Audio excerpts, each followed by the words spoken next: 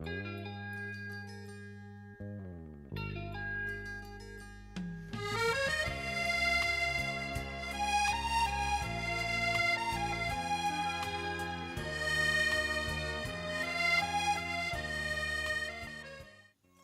a tutti cari amici del Go e ben ritrovati. Allora, oggi farò un piccolissimo video, un brevissimo filmatino in cui vi spiegherò quali sono stati, nella mia personalissima esperienza, gli step di avanzamento dal 30° Q, che è il grado in cui uno inizia a giocare, fino al mio attuale grado. Oggi sono intorno all'8º/7° Q, e cercando di spiegarvi a grandissime linee quelli che secondo me sono gli argomenti su cui concentrarsi per poter fare poi una progressione e anche per darvi un'indicazione media. Come avrò modo poi di spiegarvi anche nel video, il concetto sta tutto nel fatto che quando noi arriviamo ad un determinato grado ci accorgeremo che ci sarà un blocco, cioè noi dal grado che raggiungiamo non saremo più capaci a progredire. Quello è il momento in cui bisogna cominciare a chiedersi perché e cercare di pensare in modo diverso per poter fare il salto di qualità. La cosa bella è che quando si progredisce dovete pensare all'evoluzione come la crisalide di una farfalla, cioè prima siamo dei bruchi, diventiamo crisalidi, poi dalla crisalide nasce la farfalla, e se la farfalla si volta indietro vede la crisalide che ha la forma del bruco, cioè la forma di quello che eravamo prima.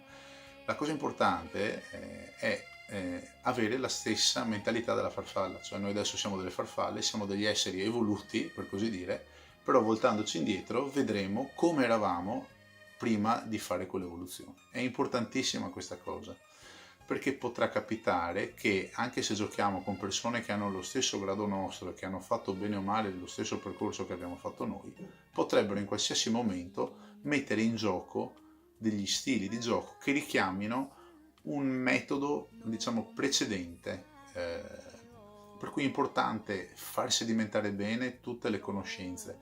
Ecco perché vi dico adesso, e vi ho detto anche molte altre volte, che per poter progredire vanno benissimo i consigli che posso darvi io nel mio piccolo, che può darvi chiunque.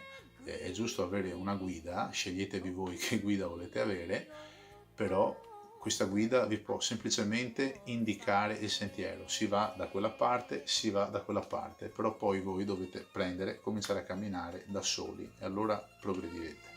Visti poi questi esempi, vedremo un altro piccolo esempio che mi è stato suggerito da una persona che saluto, che mi segue sul mio canale, con la quale abbiamo intrapreso così un rapporto di gioco a distanza, e mi ha chiesto alcuni lumi su dei punti relativamente agli occhi e ai falsi occhi. Ne è scaturita così un piccolo scambio di mail, però purtroppo per mail è difficile sia per questione di tempo sia anche per dialettica, magari parlandoci si capisce meglio.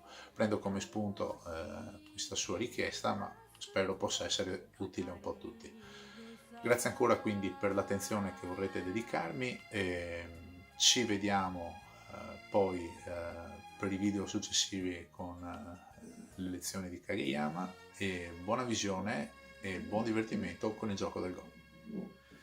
Benissimo, allora eccoci qua con questo video sugli step di avanzamento. È un video, diciamo, intermedio prima di cominciare di nuovo con i capitoli sul Lessons of Fundamentals of Go.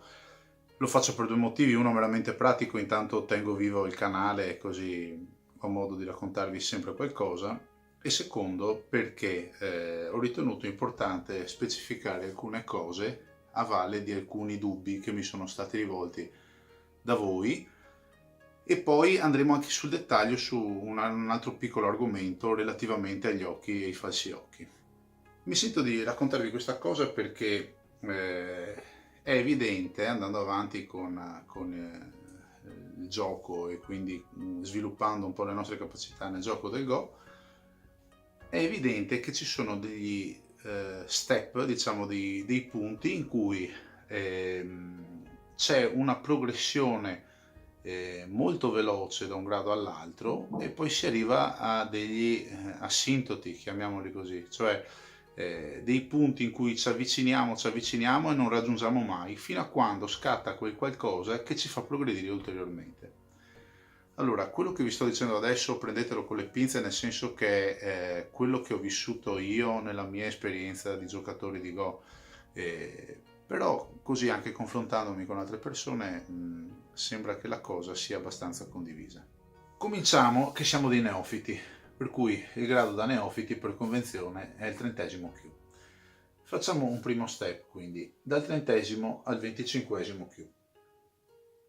È importante in questa fase concentrarsi sull'imparare quali sono i trucchi famosi di cui vi ho parlato ormai un anno fa nelle primissime lezioni, affinché questi non ci vengano usati contro. Ma soprattutto è importantissimo imparare a contare le proprie libertà. Questo cosa significa? Che molte volte giocando con giocatori neofiti è molto evidente che il giocatore neofita è molto attento a rubare le libertà altrui senza preoccuparsi di cosa sta succedendo alle proprie.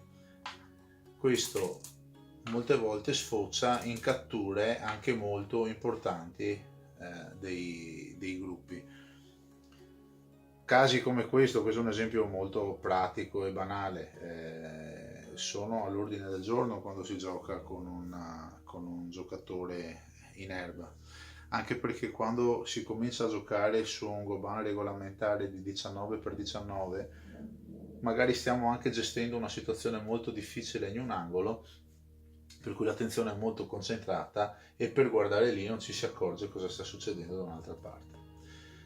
Quindi, cari amici che siete tra il 30° e il 25° Q, state molto attenti a cosa sta facendo il vostro avversario, ma soprattutto se il vostro avversario fa un tenuki, non so se l'ho mai detto fino ad ora, ma il tenuki è una mossa che ignora un'azione locale. Per esempio, se noi stessimo giocando un Joseki, ok, io mi potrei aspettare una risposta, ma invece questa, invece di essere giocata in questa zona, viene giocata da una parte diametralmente opposta o comunque lontana da lì, significa che il nostro avversario ha in mente qualcos'altro.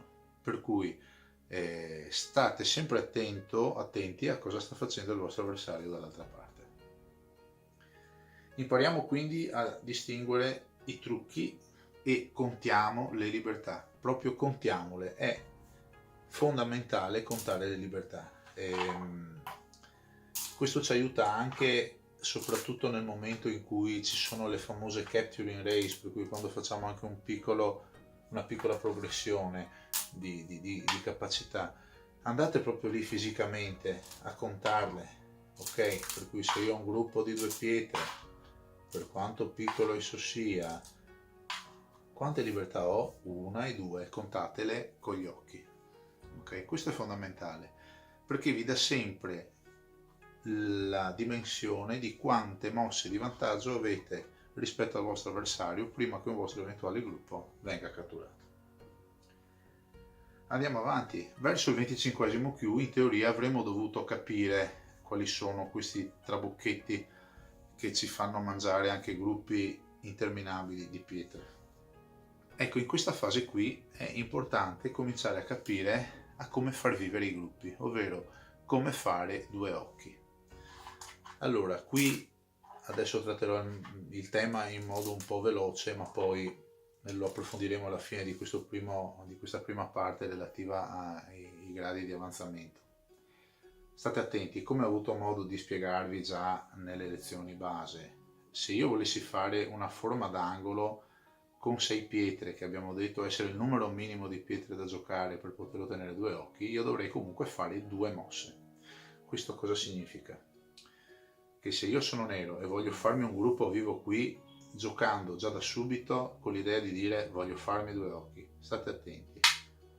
Se nero gioca lì e bianco per esempio gioca lì, nero gioca lì e bianco gioca qui, nero gioca lì, e bianco per esempio gioca qui, nero gioca qui, bianco per esempio gioca qui, nero gioca qui, si fa un occhio, e bianco per esempio gioca qui e nero gioca qui, e si è fatto il secondo occhio, ok? E adesso il sente a bianco perché tocca ancora bianco. Ecco, attenzione, abbiamo un gruppo di nero sicuramente vivo perché ha già due occhi, però ha due punti di territorio. Bianco qui non ha ancora territorio, però con solo 5 mosse contro le 6 di nero, guardate che influenza si è fatto verso il centro e che moio importantissimo di punti si è fatto qui, perché qui potenzialmente bianco ha 20, 40, 60 punti, meno i 3 perché sono 19, per cui sono 57 punti. Per cui con 5 mosse bianco ha già investito per farsi 57 punti e avere un'influenza importantissima di qua. Quindi qual è il salto di qualità? Dopo aver cominciato ad adocchiare quali sono le forme, è importante riuscire a farsi gli occhi non direttamente, ma cominciare a mettere le pietre in un modo che, se unite in un secondo momento, queste possano andare a formare degli occhi. Io, per non fuorviarvi, non vi farò adesso degli esempi, è molto meglio che questi esempi li troviate da soli ricercandoli nelle partite.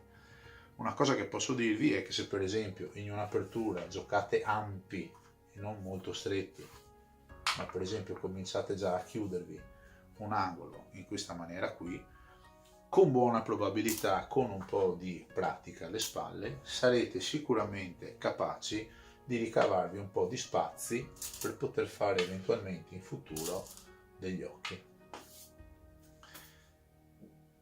Ecco, questa è la fase cruciale secondo me, quello che vi ho detto prima e quello che vi ho detto adesso è la fase cruciale per quanto riguarda tutto lo step di progressione che va dal neofita, da chi appena ha cominciato a giocare, fino più o meno a un grado di 20° Q. Ecco, dal 20° al 10° Q c'è tutta una scala di progressione che va grado per grado, che si sviluppa in un modo un po' particolare. Vi racconto quella che è stata la mia esperienza diretta. Dopo che avevo cominciato a capire bene questi concetti di cui vi ho parlato fino adesso, è risultato evidente che se io avessi continuato a giocare in modo cautelativo, ovvero solo per creare il mio territorio, senza pensare a quello che stava facendo il mio avversario, poniamo ad esempio che io giocassi solo per circondarmi il mio territorio e il mio avversario giocasse solo per circondarsi il suo, se avessimo fatto mosse più o meno speculari, alla fine i punti sarebbero stati gli stessi. Però nella mia esperienza i giocatori che trovavo di fronte a me, che avevano magari anche il mio stesso grado, ma erano un po' più furbi, per cui loro quando vedevano che io giocavo in modo molto cautelativo e giocavo solo per farmi il mio bel territorietto, loro dicevano ok, me lo faccio anch'io il mio territorietto, ma lo faccio magari una linea più avanti. Questo significava che andavano in vantaggio rispetto a me. Ecco che allora, dopo aver trovato un proprio stile di apertura, e qui vi consiglio di guardarvi magari qualche articolo sui fuseki anche antichi, io per esempio amavo aprire come apriva Shusaku Onimbo, per cui giocando sui Komoku, no? Allora facciamo un'apertura per esempio tipica di come succedeva anche a me quando ero intorno tra il 20° e diciamo il 12° Q più o meno, io continuavo ad aprire così. Quando sono arrivato più o meno al 17° Q, ho capito, il salto di qualità è stato quando ho capito che invece di continuare a circondarmi il territorio, conveniva andare subito a rompere le scatole, passatemi il termine, nel territorio avversario. In questo modo cosa succedeva? Che il mio avversario era costretto a venirmi a bloccare un pochettino, e allora io mettevo in pratica le regole base per le invasioni e quindi creare la classica forma, per esempio questa qui questa qui, che è la classica forma a trapezio per creare una base solida dalla quale poi cominciare a fare i famosi Ken-Tobi per andare verso il centro. Ecco che vedete qui andavo a distruggere un pochettino il territorio avversario, per cui un po' distruggendo il territorio avversario, un po' edificando il mio, e riuscivo a vincere le partite. E un po' alla volta sono arrivato più o meno al 12° Q. Arrivato al 12° Q, però mi ero reso conto che giocando sempre in questa maniera, più di là di quel grado lì non riuscivo a progredire.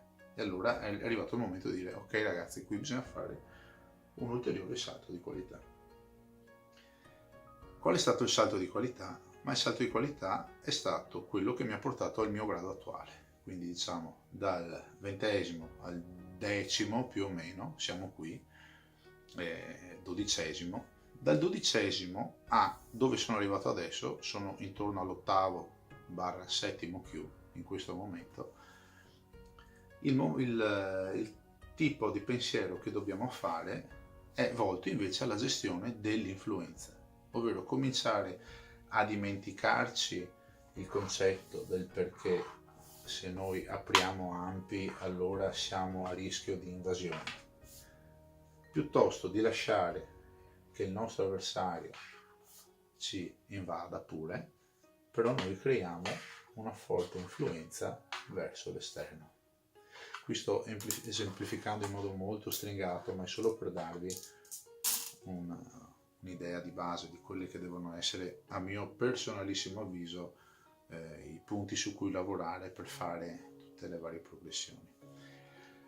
Siamo arrivati a questo punto, anzi sono arrivato a questo punto perché adesso che sono intorno all'8°-7° Q più o meno mi sono fermato ancora, per cui adesso io sto cercando di studiare il mio Go, il mio modo di giocare a Go, per capire come poter procedere ulteriormente. Bene, allora spostiamoci quindi su questo concetto, come vi accennavo prima, sul discorso degli occhi e dei falsi occhi, quindi facciamo un piccolo passo indietro.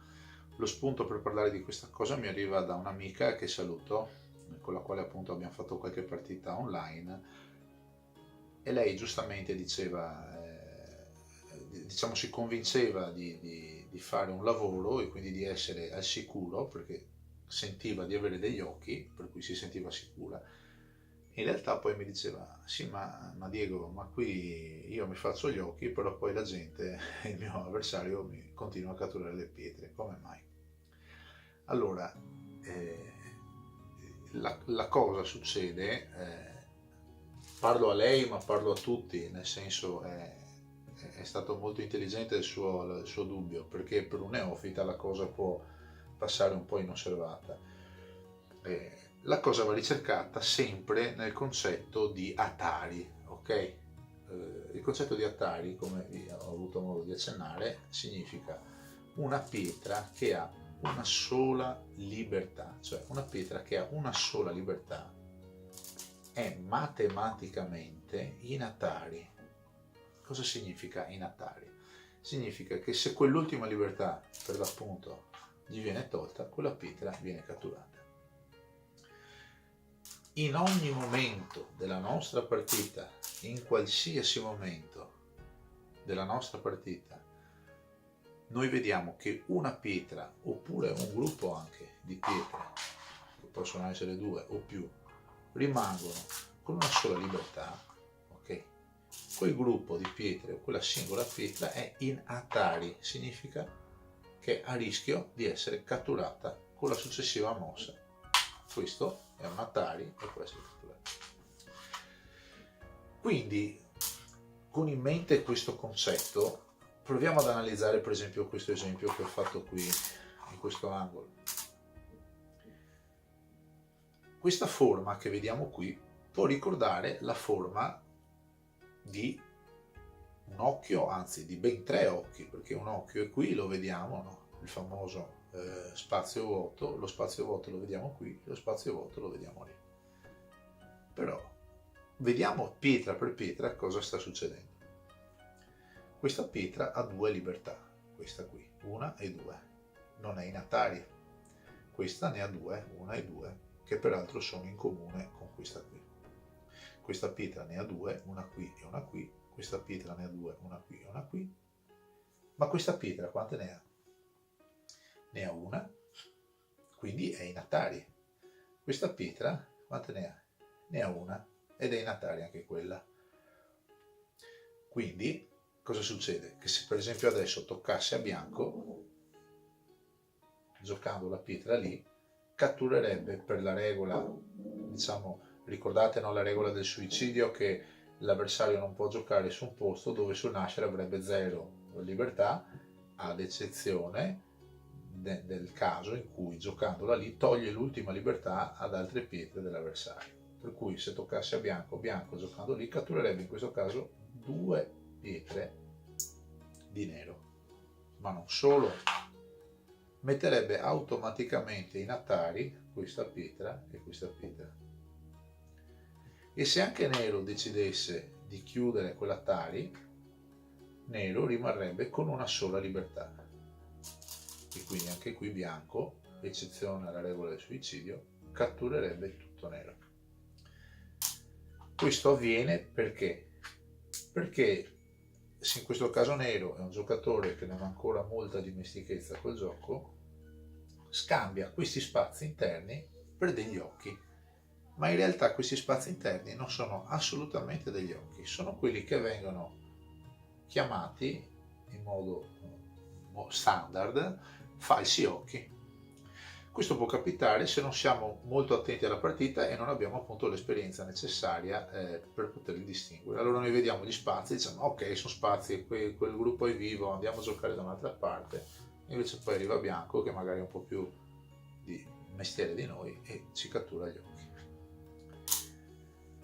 Quindi allora in una situazione del genere quali potrebbero essere per esempio gli occhi che noi dovremmo fare per poter vivere?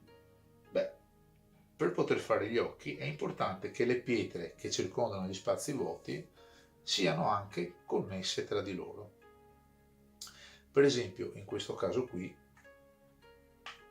facciamo finta che queste due pietre di bianco siano messe così e nero connettesse quindi questa pietra a questa e questa pietra a questa.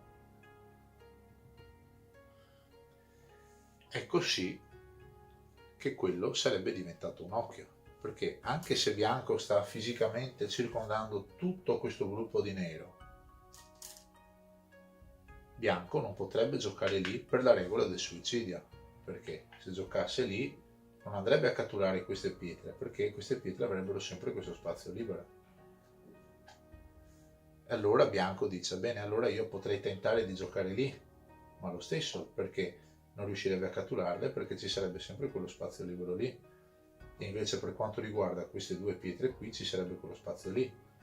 E se bianco decidesse di andare a giocare lì, non catturerebbe niente perché ci sarebbe sempre quello spazio lì. Ecco che questa è una forma che dà origine a due occhi, addirittura ad un terzo in questa fase qui.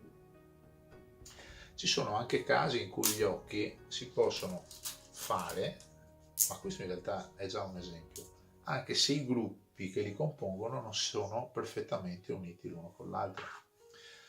Un esempio è la famosa doppia U che generalmente si fa in centro al Goban ed è questa forma qui. Sono due gruppi che si tengono vivi l'uno con l'altro generando due occhi, vedete?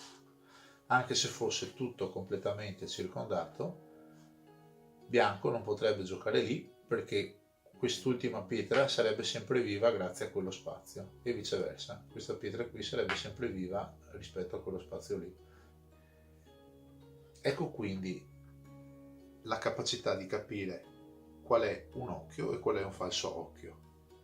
Un trucco, il più basilare che mi sento di dirvi, è che il falso occhio lo riconoscete subito perché c'è la possibilità che la pietra che lo componga possa essere messa in Atari e per definizione un gruppo che ha due occhi non potrà mai essere messo in Atari, per cui se voi vedete un gruppo le cui pietre che lo costituiscono almeno una può essere messa in Atari, pensateci due volte perché se è in Atari vuol dire che può essere catturata e se può essere catturata vuol dire che quello non è un occhio. Spero di essere stato chiaro con la mia amica, ma anche con tutti voi che mi seguite gentilmente. Grazie ancora, vi posso dire che ho già cominciato a lavorare sul prossimo capitolo di Kageyama, dove andremo a sviluppare dei concetti sempre più approfonditi. Grazie ancora quindi per l'attenzione, per questo brevissimo video, spero che vi sia interessato e ci vediamo alla prossima. Ciao a tutti!